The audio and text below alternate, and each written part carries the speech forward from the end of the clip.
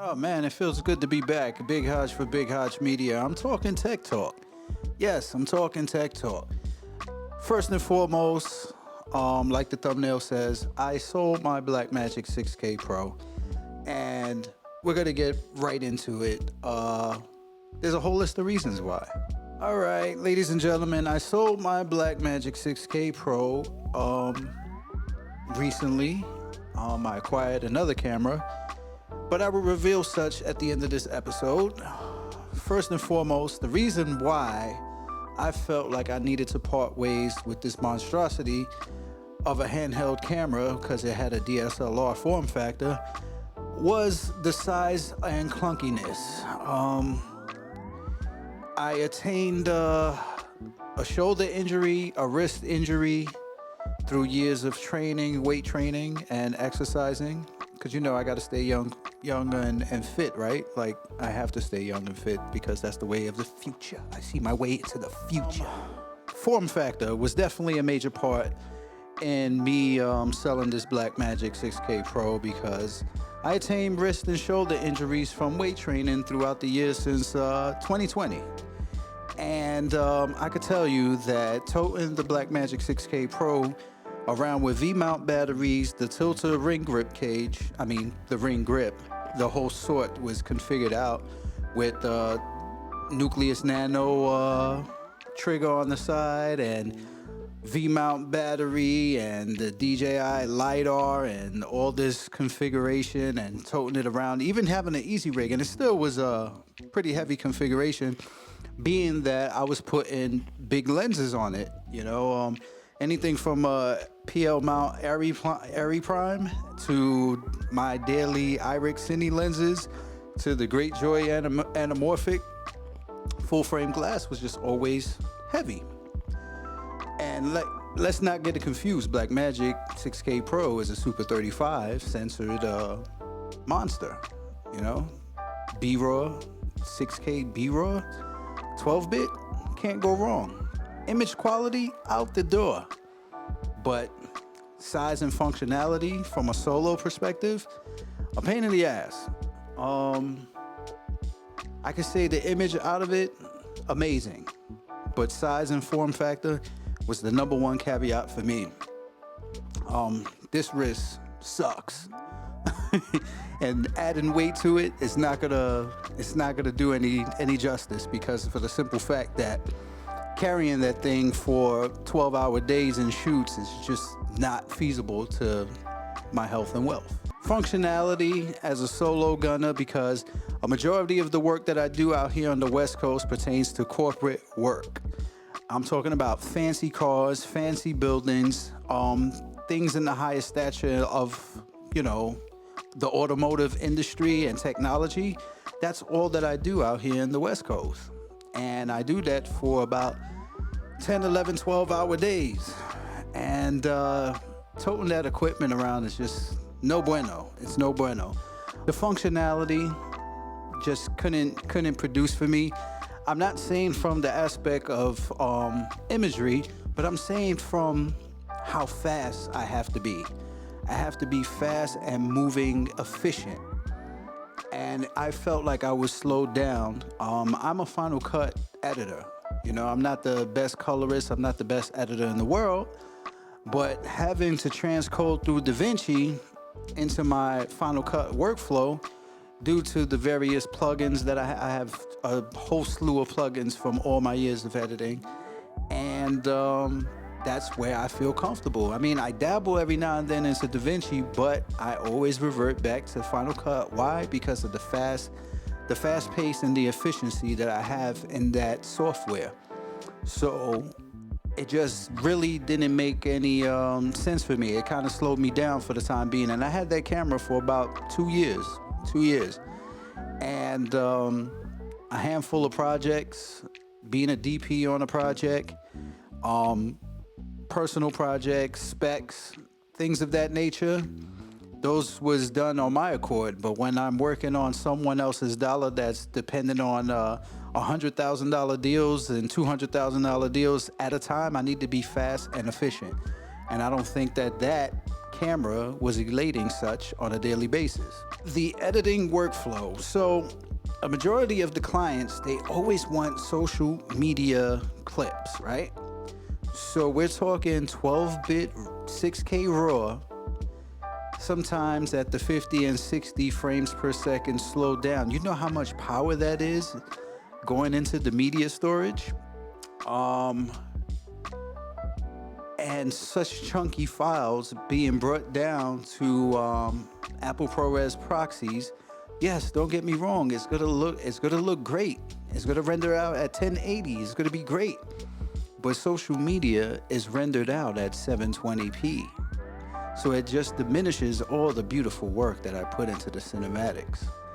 And I felt like it just wasn't. I'll see so many artifacts, artificial artifacts going into my work because of the fact that it's being brought down from 6K RAW to 4K, from 4K to 1080, from 1080 to 720. And you'll start getting funny things like moire because of the freaking sharpness. The sharpness because of the pixels. I don't know if it was a user error, but I doubt it was a user error because it was on a repeated offense, and I've seen a lot of people's work in the same case. From a corporate stature, it was too much.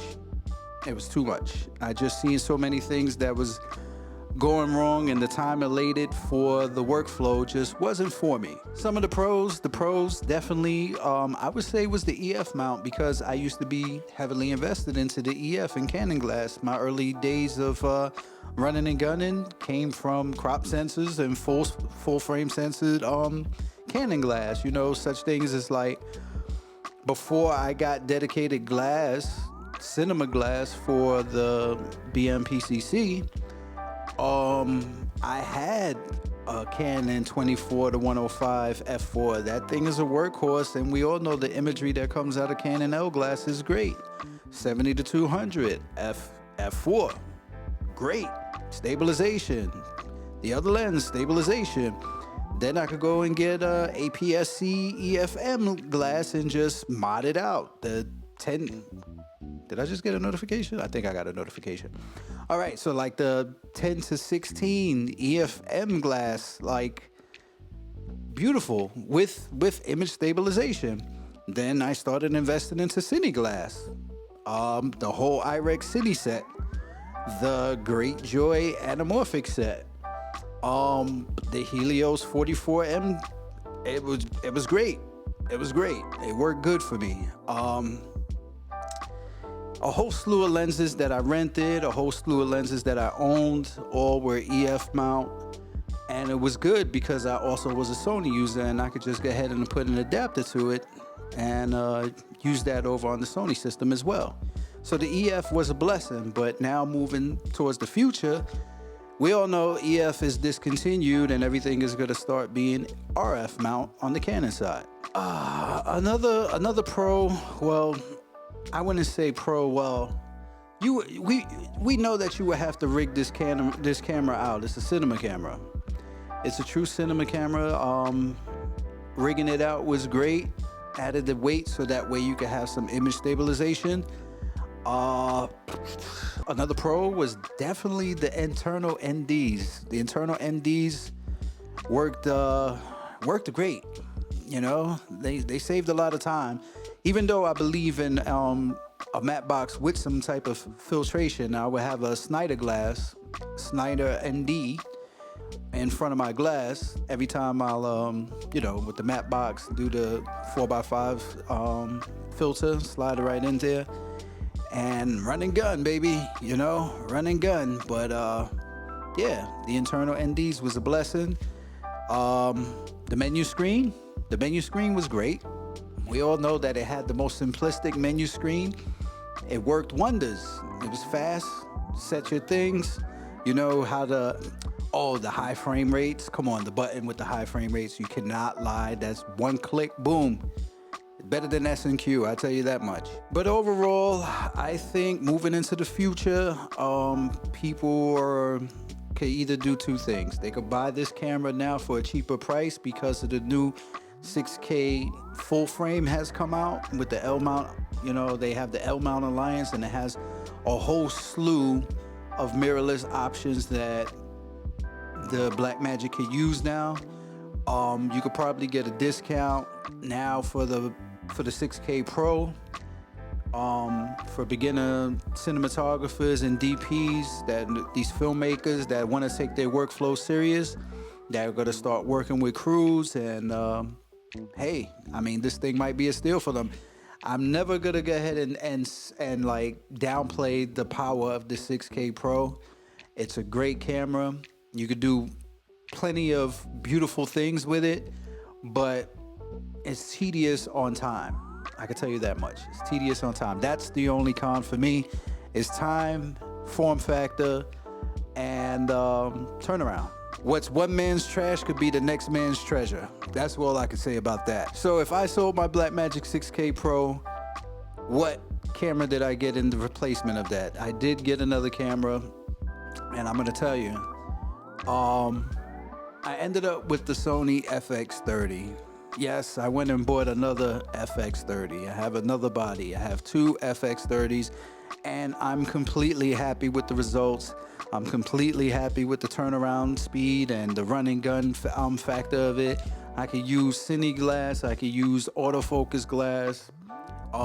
Majority of my work calls for it to be on a gimbal. I have 3 DJI gimbals. I have the Mini, I have the RS2, the RS3 Pro, and each of them hold a position, meaning that the Mini is strictly for vertical.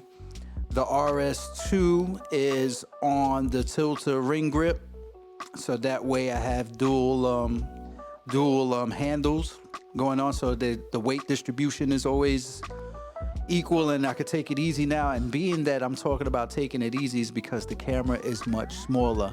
I shoot 4K DCI, 60 frames, and I get beautiful imagery, easy, quick turnaround, no hustle, no bustle. I could make things happen with just the camera and a lens and the ring grip or a gimbal. Throwing it in vertical mode, same thing, fast, easy peasy. Let's see. Yeah, that was the lifespan for the Blackmagic 6K Pro on my end.